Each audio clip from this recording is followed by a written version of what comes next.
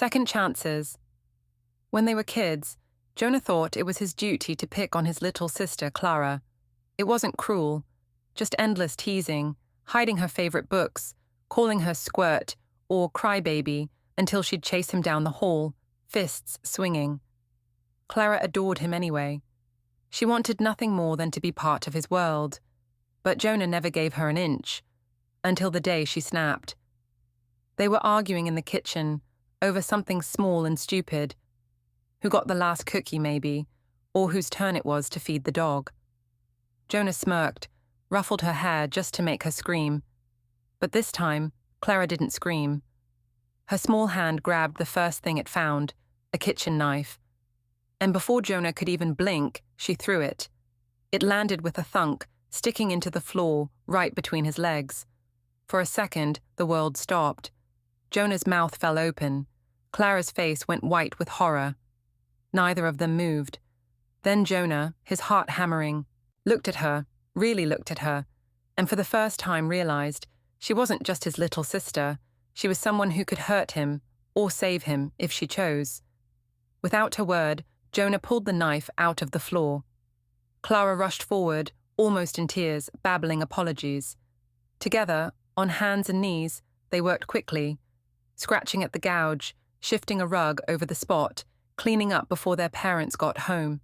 No one ever found out. Jonah never picked on her after that. Years passed. Life happened. Jonah chased careers, bills, heartbreaks.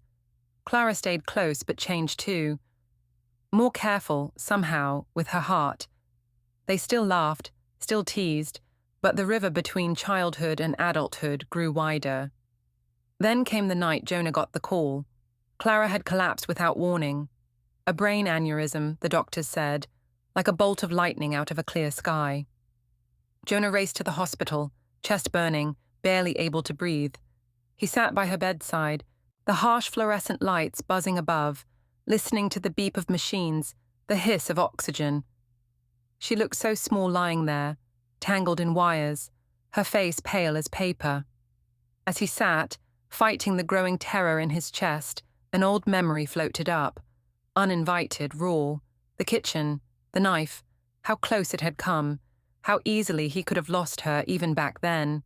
Back then, it had felt like the first time he saw her, not just as his little sister, but as a whole person, fierce, fragile, stubborn. And now, sitting in this too-white hospital room, Jonah realized he had almost lost her again. Tears pricked his eyes. He reached for her hand, cold but alive in his. "Don't you dare leave me, Squirt," he whispered, his voice cracking. "Not now, not ever." 3 long days passed.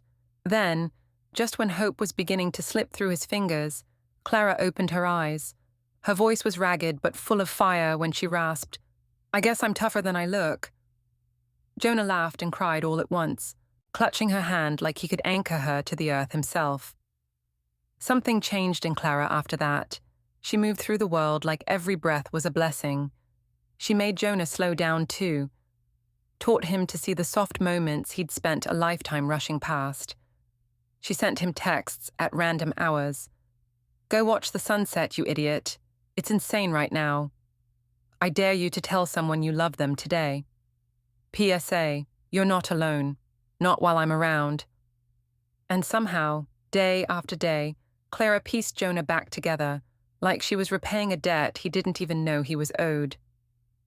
One evening, sitting under the old oak tree where they used to play, Jonah turned to her and said, "You saved me, you know."